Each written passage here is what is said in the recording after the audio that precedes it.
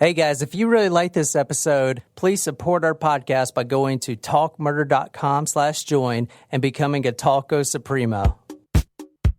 Wow. So this is what it's like to be up here in the front of the episode.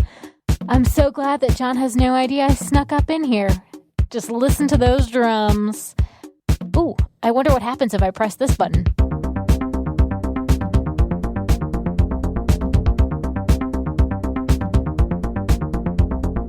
Hey guys, and welcome to Talk Murder to Me. Tonight, we have a very special episode, an exclusive interview. Now, to give you a little backstory, about a month ago, I got an email from this production company. This lady named Fancy, Fancy, Maselli. Her and her team are creating this docuseries about the whole Gypsy Rose case, and they actually worked with Gypsy. They've had contact with her.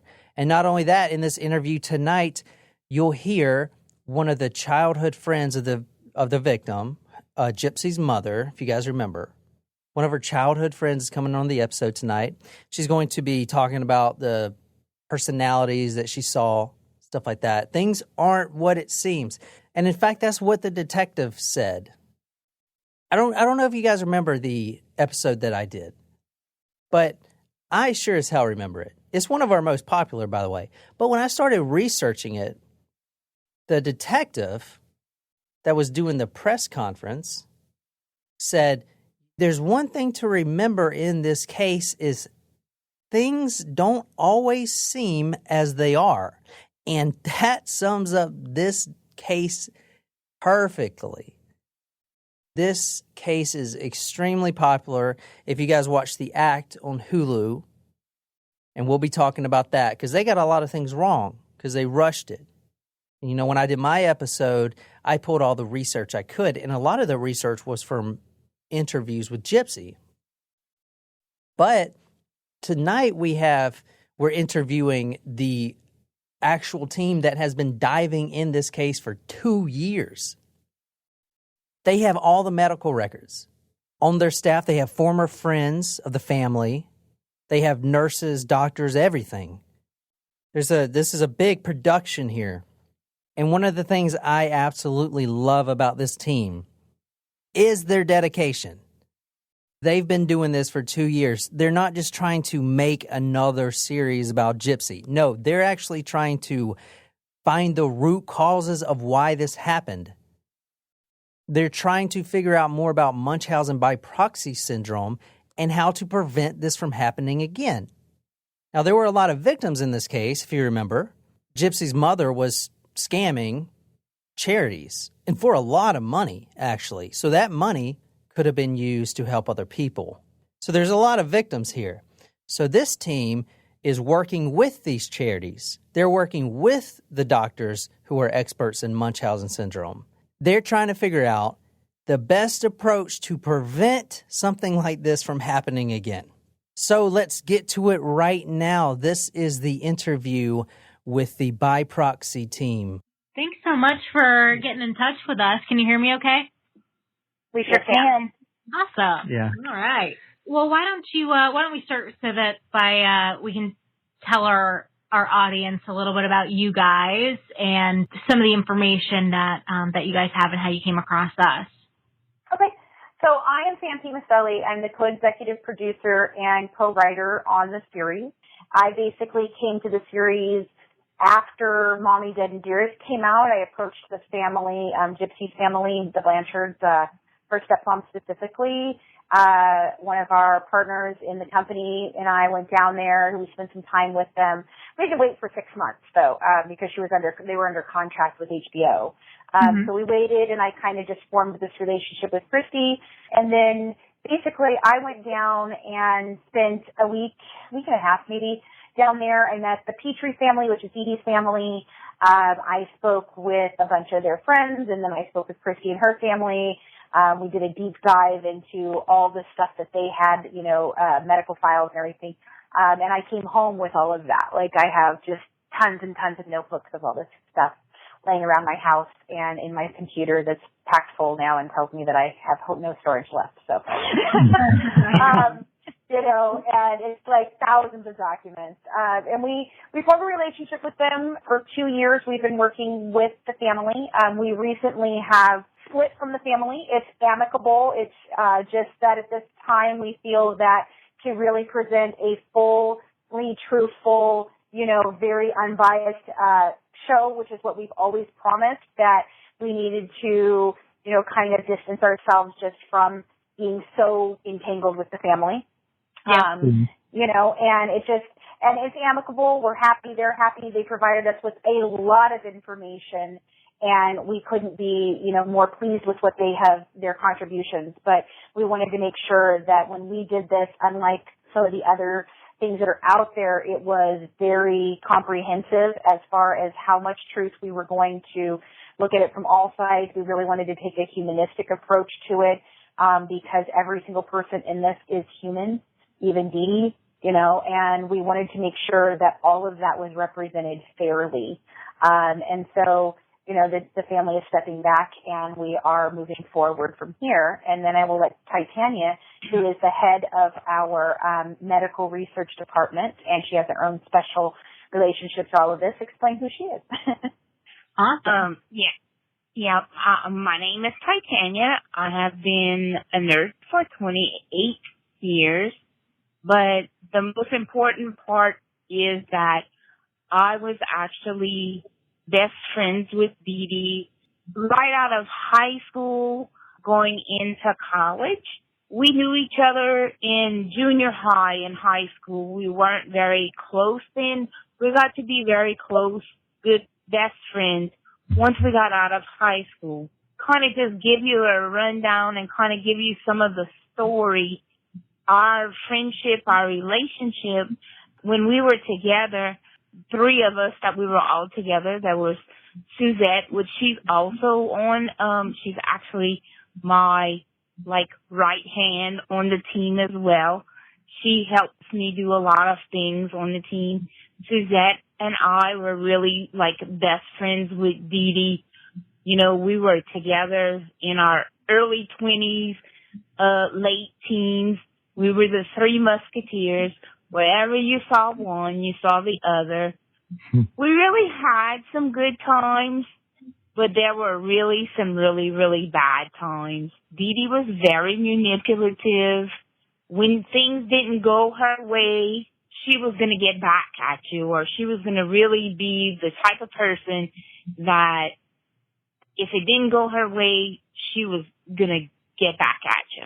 That's funny that she mentioned that, because do you remember in the episode that we did, her mother, Dee Dee Blanchard's mother, was really manipulative too, and she would do all those check fraud schemes. You remember I talked to you about that? Yeah. So it's like, I don't know, a nature versus nurture thing, but if Dee Dee grew up seeing her mom scam people, maybe that brought, helped mold her. Yeah. Because, she is, obviously Dee Dee Blanchard is extremely manipulative. I mean, she was scamming all these charities. Yeah. And I think, wasn't it Ben Affleck too, donated? He was one of those big guys. They talked about, there was some country singer, some big name country singer. Yeah. But that was really interesting that she said that. The thing that, broke our friendship up was that, one day we'd bar hop, every day. I mean, we were in our late teens. It was legal. We were 18. Drinking age was 18 here in Louisiana. We bar hopped in Louisiana. The bars were open every night, Monday, Tuesday, Wednesday, Thursday, Friday, Saturday, Sunday. So we were out every night. One in particular, if we liked a guy, she went after him. So we just really, I had enough of it, and I was just I was done with her. If I looked nice in something and her telling me, oh, you don't look good in that, you don't need to wear that, kind of stuff. And I was just done. I was like, I don't want to be friends with you no more. I'm tired of you, And her mom, Miss Emma, turned around and called my mom and told my mom that I had a drinking and a drug problem. And that I needed to go to rehab. So it's interesting that Dee Dee is she didn't even really do anything to her, and yet she's trying to ruin Titania's life by saying that she's on drugs and alcohol to her mom, just because she tried to cut ties with her. It's pretty crazy. Yeah, that's crazy. I did see her several times after she had Gypsy. I did find it odd. I found it odd that her child was always sick. But, I was just doing my own thing. I never really got close to her again. And when everything happened with the whole murder and everything, I remember the day quite well. Suzette called me and she's telling me, hey, guess what? I just saw on Gypsy and Dee's Facebook page, the bitch is dead. Yeah. And I don't even know, can I say that? Yeah. We curse a lot. Don't worry about it. Yeah. I'm like, she calls me and she's like, oh my God. On her Facebook it says the bitch is dead. Somebody's just hacked their page.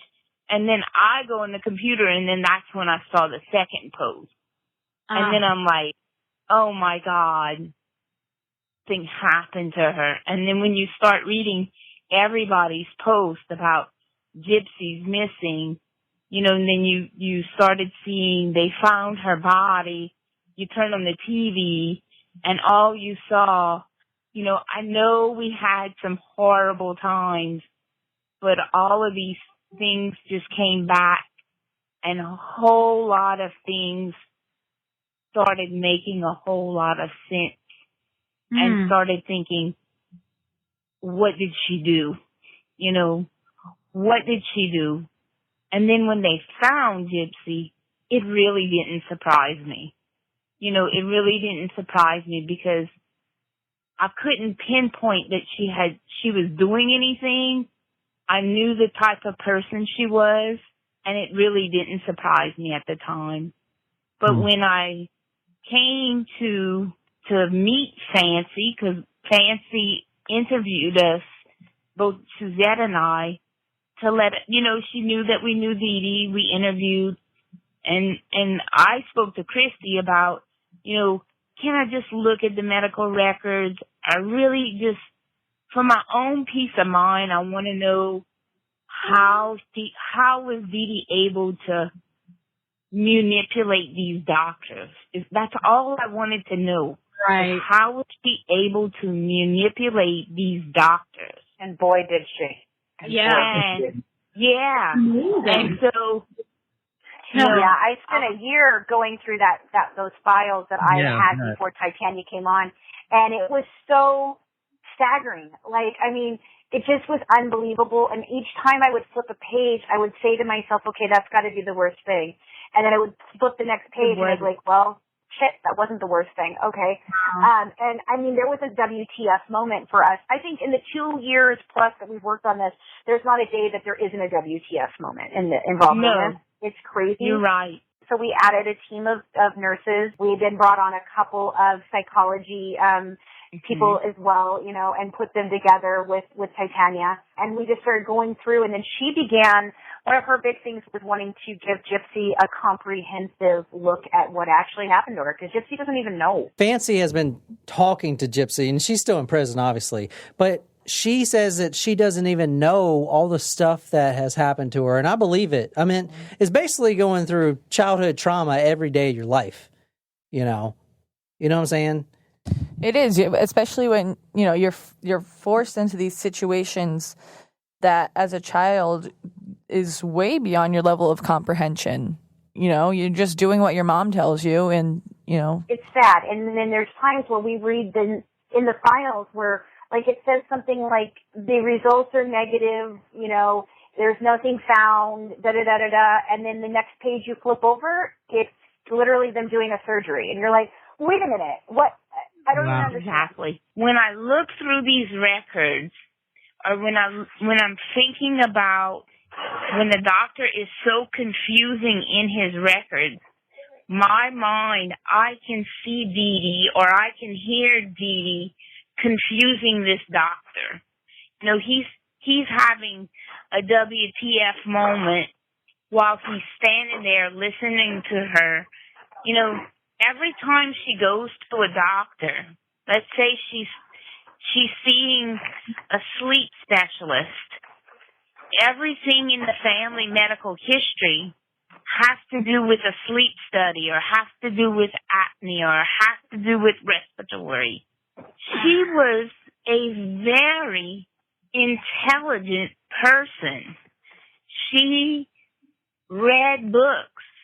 She knew what she was talking about, and she could talk a physician through anything, and they believed her. When the police, and she'll say this, when the police actually went through the house, they found books on all these medical, like obscure medical conditions. I mean, who would have books like these in their home? You know, she was actually, she said that Dee Rose was in the medical field at one point. She actually would research all these obscure things, these hard to read textbooks about medical diseases and conditions. And I think it's also interesting that, like, whatever doctor they were going to, that's the medical history that they are choosing to elaborate and share. Like, they're not just saying, like, oh, my, you know, dad had a stroke at this age, so-and-so had this. Oh, no, they're going to a cardiologist. This person had a heart problem. This person had a heart problem. This like, everything was very tailored to the type of doctor that they were seeing. And I would imagine that because she had all this research and medical journals and books and stuff, that she was probably harnessing in on conditions that are either hard to, you know, disprove. Yeah, when they did the walk through the house, they found all kinds of books like I'm trying to think of something, like leukemia for dummies and, you know, muscular dystrophy for dummies and all these different things. So, like, she would do that. But she also had her own medical training. She went to school to be a medical assistant and she failed out of that, but she did work in a hospital at one point in time, you know, and so she did have a fair knowledge of medical background already. Right. And then, you know, she obviously, I mean, in the early years, books and everything, but I mean, once the internet came about, I mean, you can research anything, you know, and walk in there and she was knowledgeable enough to go in there and say, you know, whatever, and convince doctors to do all kinds of crazy stuff. So that's common with Munchausen by proxy too, in that they do the doctor hopping, and it's doctor shopping. You know, basically, anytime she didn't get something, and she was requesting all the records. So every time she would go visit the physician, she would request that record, and if it came back, the record said anything that she didn't like, she just wouldn't go back. There was one point in time where people have asked us, well, why did Gypsy just stand up in a doctor's office? She did. It's in the file. She did stand up, and Dee Dee got very angry. Oh, yeah. She freaked out. She left immediately, and that's the last we see of that doctor. You know, right. Same thing with the doctor who actually put the Munchausen by proxy in the file and said, I think this is it started off with the first visit he did with her. It said, I think this mother is not a good historian. So then he did some checking. You know, he called around. He did some checking. It came back that muscular dystrophy, you know, results were actually negative. Yeah, so she was talking about the biopsy. Remember, Gypsy was in a wheelchair. She couldn't walk, but she could, but she couldn't. So they did the biopsy, and it was like, your legs are fine. You know, she was still building muscle in her legs. And if you're paralyzed, you don't build muscle in your legs. They're just, you know what I'm saying? Because she would get up and walk around. Yeah, she would get up and walk around. So I think that's when she was talking about as the first time they started really putting two and two together. When they did the biopsy, he called Louisiana, and he finally tracked down, you know, because she had told everyone that the records were lost. They weren't lost. I actually checked with Children's Hospital where she did a majority of her stuff, and they said that the damage was minimal. No records were lost, nothing. But she had put a hold on them so that even if a doctor tried to request them, they wouldn't come back. And then on top of that, she was using all the different birth dates, different spellings of names. So especially when you're going into a digital age, and it was early in the digital age when she was in Springfield. So, you know, while a digital helps with a lot, not when you have something like this going on, because if you think about it, let's say you put in, you know, 7/27/1991 Gypsy Rose Blanchard. Well, that would come back with just 1991. If that person if she told somebody it was 1995 and that was what they were looking for, so now they're looking for 7/27/1995. It's not going to come back with the files that are attached to the birth date of 7/27/1991 because it doesn't match, and the computer has no idea. Now, a person might walk to a file cabinet, open it up, look at it, and go, that's interesting. We've got a Gypsy Rose Blanchard, 7/27/95, okay, and now there's one that says 7/27/91. That's interesting. Let's pull both of those, but not a computer. So, she was very, very crafty. Yeah, this case even confused me when I was researching it for the first time. Because she's so, like she was saying, she would be Blanchard, without an E, and then Blanchard with an E, and that would confuse the computers because they couldn't find, like she was doing all these little tricks with the birth dates and stuff like that. Plus, if you mention Katrina about anything and losing files, anyone's going to believe it. Which is really interesting. Like these guys, obviously, that are producing this mini-series, man, they have put in a shit ton of work. They're contacting the hospitals. I wouldn't even think about doing that. I don't even think the detectives did, to be honest. Like these guys are right on it. Even on the power of attorney, there's 3 different birth dates on the supposed power of attorney that, from what we can tell, was never filed with the court system, nor when I called and tried to verify with the lawyer's office whether or not they had a person by the name that's on it. They did not. And it has a notary stamp on it, but they don't have that person as a notary and never have. So it's very interesting. But it changes. I just found out the other day, like I was looking through and finding those because I was getting ready to put them out. I'd seen them before, but I hadn't printed all of them out. And I was like, why is this changing over and over again? Why is it 4 pages? Now it's 7 pages. Now it's 5 pages. And then I was beginning to look and I was seeing the differences in what was going on. It was like, same social security number, same name, different birth dates. Like on the power of attorney, boy. And I don't even believe she actually had a power of attorney. Like that was just something she used to tell Gypsy, well, will do whatever I want to do. So obviously the Fancy and Titania had relationships with Gypsy's family, especially Dee Dee and Dee Dee's family. But I wanted to ask $1 million question. Was Gypsy in conversations with them, and did she provide them any information? I spoke with Gypsy. Let's see. I did probably a year and a half where I was in contact with her quite a bit. The last 6 months or so has not been as amicable with Gypsy. Just I don't know. It's just been she's trying to sow her oats, and basically, she wants to live her life, and we have been concerned about several things that she's done, and it's showing a pattern of behavior. And I think it's just been kind of a less of a connection between all of us as we began to uncover more truth, I think, and more evidence. Then, things started to break away there. But we have talked. I talked with her a lot. We'd like to help her. She needs a lot of help, and I think some of the times that's been part of the problem is I'm a mom and I just say what I'm going to say as a mom, and I feel very protective of her in a way. I would say the same thing to my own children. And so, there's been some differences of opinions in that realm.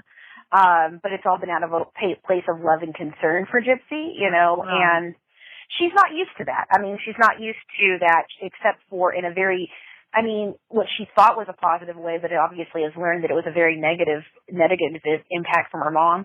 And one of the things that Titania and I were discussing the other night that we hadn't even touched on or thought about was like, Gypsy was only shaped by one person, literally. She had no other outside relationships with anyone, very limited relationships with like Aaliyah.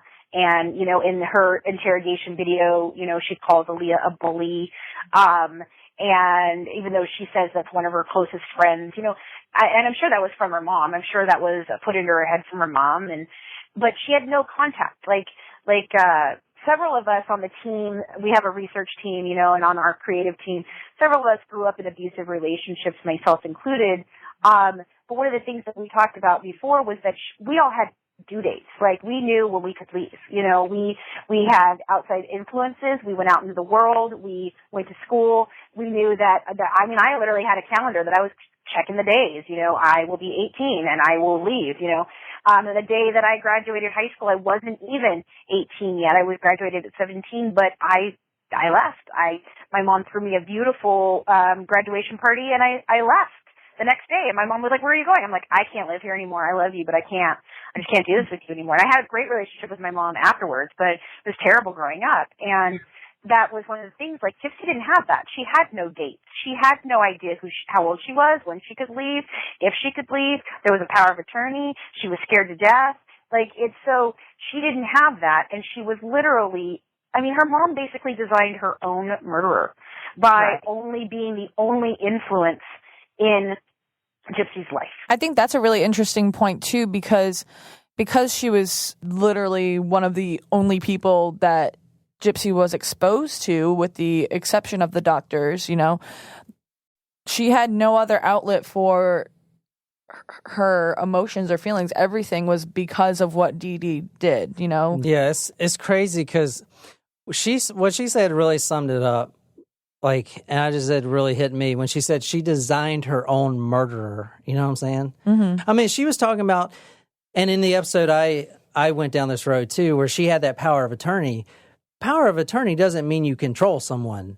But to Gypsy Rose, who has spent her whole life in the house with her mother lying to her about everything, she probably thinks a power of attorney, she's stuck. Yeah. A power attorney is if I deploy overseas, you can sell the boat or whatever. That's what a power attorney does. It's not I control you for the rest of your life. Mm-hmm. But to poor Gypsy Rose, she thought it was the chain around her. You know what I'm saying? Yeah. It's crazy. Because her mom would be like, "You can't leave. I have power of attorney over you."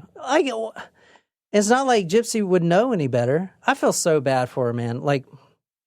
I'm sorry. I'm a softie, but shit. Her dad calls her on her 18th birthday, and the mom says, "Don't tell her she's 18." It's the dad's what the fuck? I remember that now. Mm-hmm. Yeah, don't tell her she's 18. Why? Well, now we all know that it's because if she's 18, if she starts getting older and older and older, this whole house of lies that Dee Dee Blanchard has built, getting all this money from charities, that gets threatened. It had to end eventually. Mm-hmm. I don't know what her plan was. There's no way she could have kept this going. You know what? Honestly, my opinion is she would have ended up killing Gypsy because she knew that she couldn't keep this lie going. And she'll go to jail for the rest of her life if people found out she was frauding charities. Little theory there. So she might have just killed Gypsy when she was 19. Or made it so that she truly was incapacitated in some way. So this whole time that they're chatting, I felt very pro Gypsy. I know that's very Team John in this case. So I was wondering if they had felt like the murder was maybe justified in some way, or if it was more of a self-defense in their opinion. I don't know if it could definitely take on, if she had done it herself, yes, absolutely. I think that there would have been a case for self-defense. The fact that she involved Nicholas and they planned this murder for a year plus, that's where the concern changes, and I think that I just really don't believe that either one of them, Nicholas or Gypsy, because we've looked into a lot of things about Nick too, had a real basis for reality.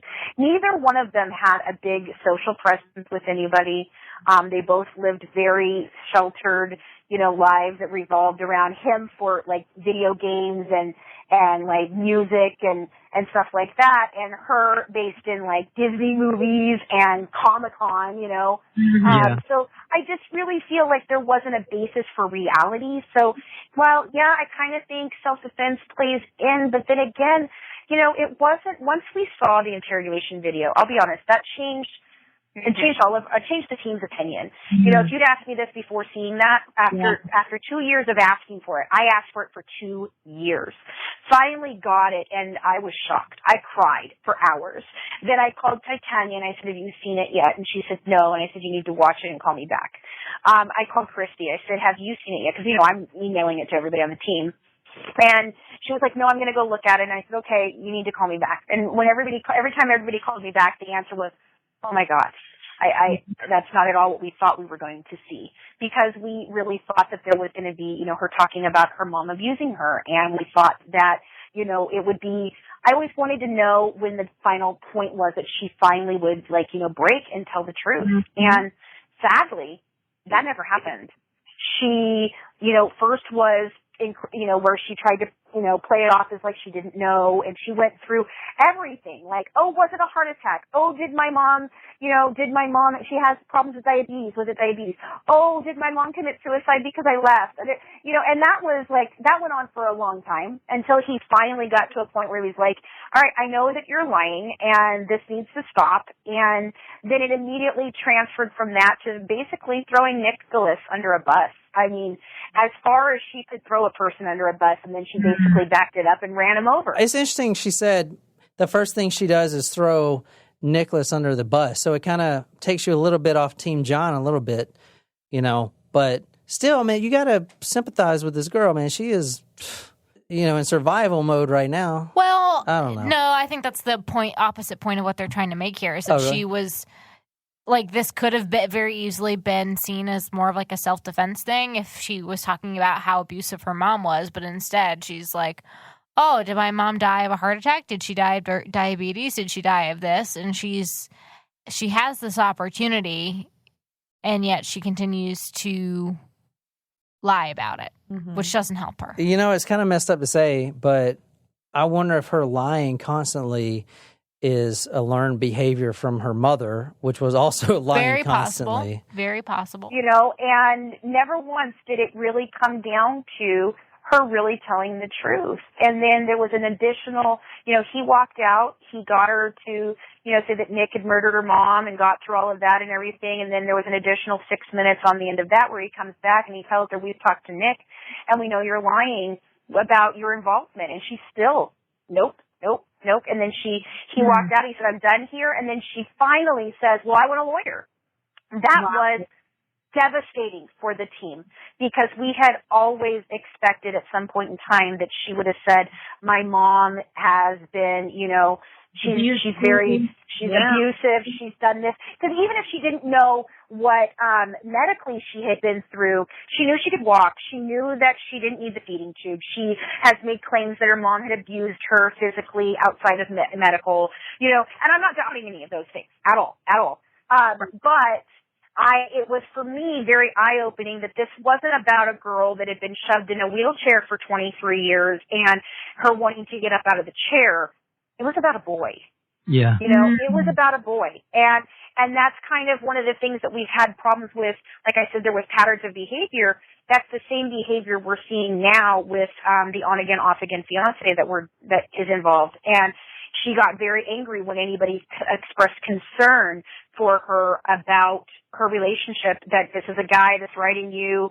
You've never met him before. I mean, he comes and visits you. Yeah, but anybody can beat anyone for a weekend. And so when we were on the subject of Nick Go to John, I recalled a couple of email exchanges that we were going back and forth about some interesting things about him specifically that were exclusive. We've had a hard time connecting with Nick.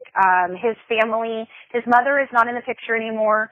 His dad is, he's his own entity. Let me just say that.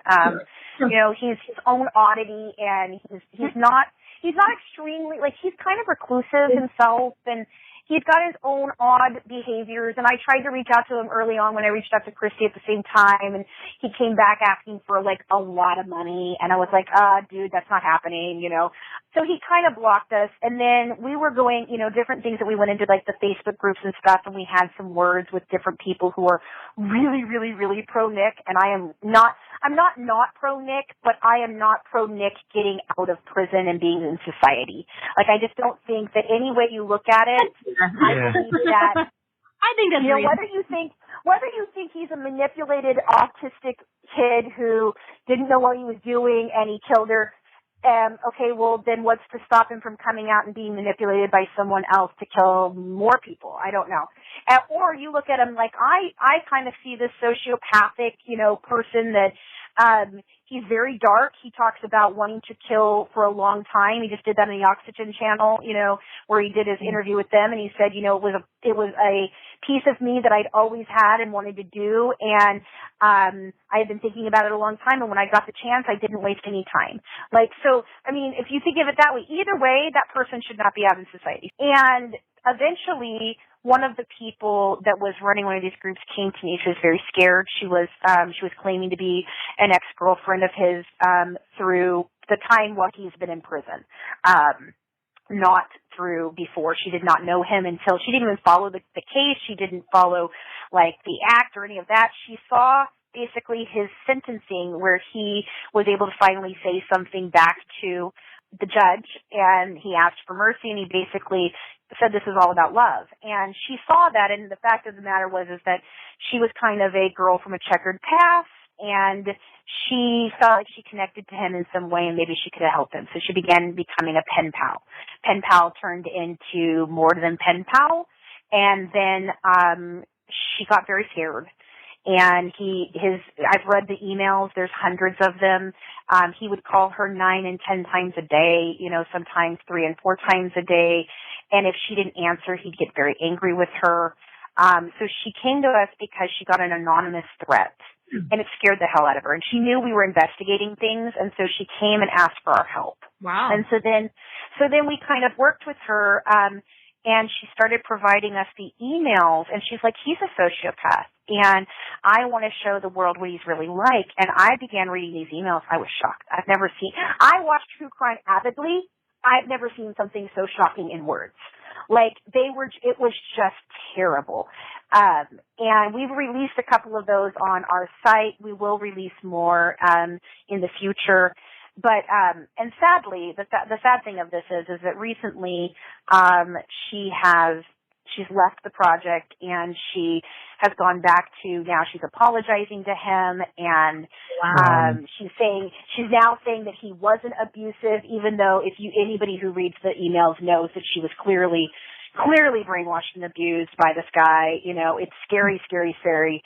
And I mean, even on her Instagram, it still says, oh, well, he wanted a Manson-like following, and I'm going to expose him. And then she shows another thing where she's being bullied for for speaking out. But now she's publicly saying, I'm apologizing to him, and I was abused. And so she's a very confused, poor girl. I feel super bad for her, but it's sad. But these messages, he talks about killing again. He talks about raping. Oh, wow. He talks about how she has to be okay with being raped if he gets out, because if he doesn't rape her, then he'll go rape other people. And something that people don't know about the incident in McDonald's was what he was watching was rape porn. He was watching rape porn for 9 hours at McDonald's. And that one, the one when he was at McDonald's, it's 9 hours of rape porn. Oh my gosh. And that we didn't know. And we didn't know it was rape porn. That's all of this type of behavior, which is very different from how the act portrays him, where he's got this one persona that's maybe a little bit darker, but it shows in that show he's very heavily influenced by Gypsy, whereas here you kind of see a little bit more that his dark side is taking much more control, has very serious tendencies.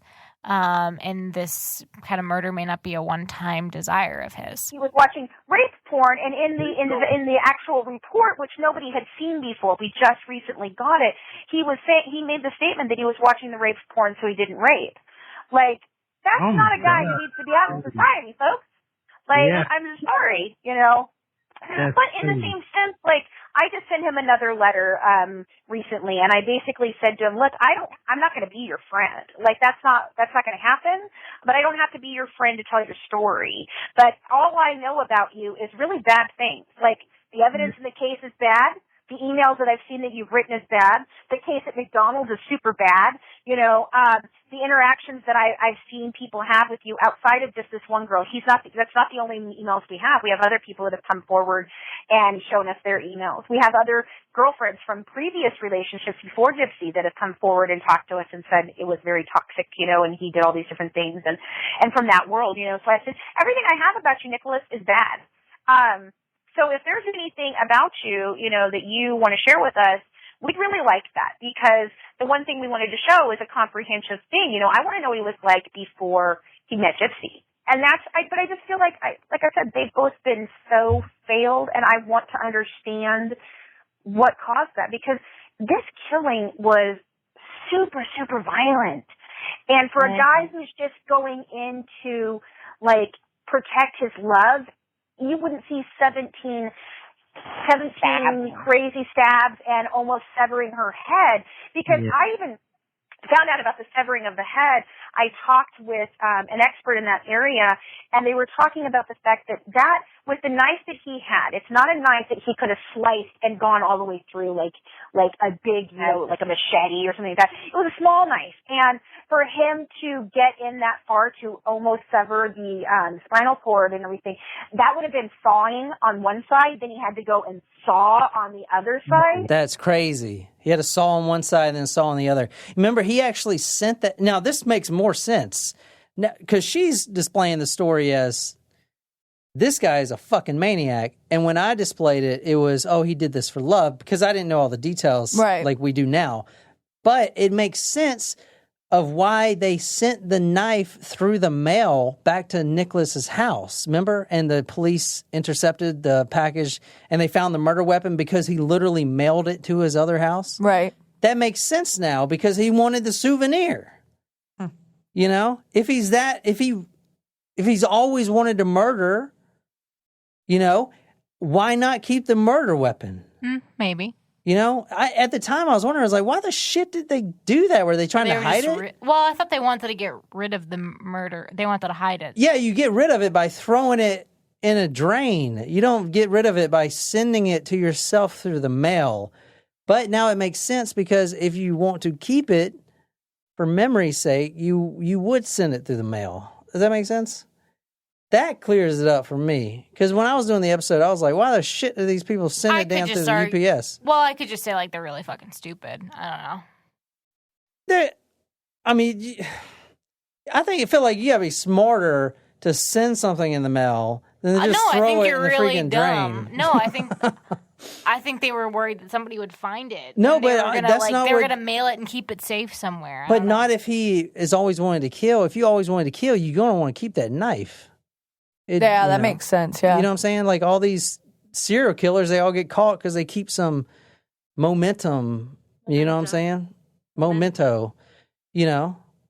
Like they'll find a necklace or a pendant or something. That is really, really vicious and violent. And that's not, I'm coming here to protect the love of my life. That was, I really got into it. It's a thrill kill. Yeah. And I worry what Gypsy would have been subjected to had she ended up, you know, because if she went with him, and to all honesty, if they had never been caught, she could have never surfaced anywhere ever again. So what would he have got her into? You know, what would she have been subjected to by being there? Because we've already heard, you know, the different things that he likes to do. And so then would it have been like, would he have involved her in killing other people? Because he was very excited and enjoyed it. You know, so I don't know. Like, it's very scary to think what would have happened had she not done that Facebook message and gotten caught. The severing of the head is not something that I knew about before. Yeah, it's been a while since we've talked about this case, but I don't think we... Well, the police reports weren't mentioned. So in the episode, I said it was 4 or 5 stab wounds. Remember, because I said sometimes he stabbed so deep that he heard the knife hit the bone. I was saying that in the episode. And the only... where I pulled that information from was the interrogation video. The very short, not complete interrogation video of Nicholas go to John. Okay? So, like, she's actually got the police autopsy reports and all that stuff, which weren't available when we did the episode. So now we see that there were 17 plus stab wounds, and he almost cut her head off. When he talks about, you know, Victor or his other personalities, if he's trying to use that as, you know, maybe trying to make people think that he might have something such as dissociative identity disorder, which is also commonly known as multiple personality disorder, you don't know about your other alters. Like, they're not and we did conscious. Talk about that in the Talos thingy. Right, but it's not you're not know about aware. them. You dissociate. They just take over. Right. It's called dissociative identity disorder for a reason. It's because you have no idea. It's like interesting. Yeah. Okay, so he very well likely did not have that then if he was referencing them. Right. So there were rumors and statements that Gypsy Rose was going to sue the makers of the act for some of the exaggerations of that story. So we wanted to ask about how that impacted them and the story that they're trying to get out. We did try to reach out at one point before it started to explain to the other people on the team besides Michelle Dean that maybe they didn't have all the information they thought they had, because she had kind of gotten cut off really early on. There was a falling out with the family really, really early. And so she didn't have all the information that she, really kind of portrayed herself as having. And based on what the act showed, I could say that a lot of research was not done and it was very rushed. I think that was an effort to beat everyone to the punch and get it out there instead of really taking the time like we have to do a lot of research. I did a whole series in the In Touch articles where each week the act produced something I did, like a debunking of what was not true and what was true. And I mean, it wasn't to be mean or hateful, but I just wanted to make sure that in this case specifically. So I asked Fancy and Titania about the episode structure for their new show. Right now we're sitting at 13 and possibly a second season that focuses more on Nicholas if we can put it all together. Originally we were going to kind of go through what caused Dawn to fall in love with a murderer, but I think we've kind of moved away from that just a tad. Well, I know I can't wait for that show to come out, so I will be staying very closely tuned and following on the By Proxy Facebook page to see when the show's coming out. In the meantime, though, Fancy is going to be doing a podcast called The Good Wives Guide to True Crime, so be sure to check them out on social media for when that podcast is going to be released. In the meantime, don't forget to follow us on our social media pages by going to Facebook and Instagram.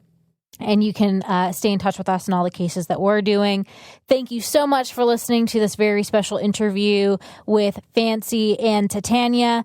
Thank you so much for spending your time with us, and we look forward to working with you in the future.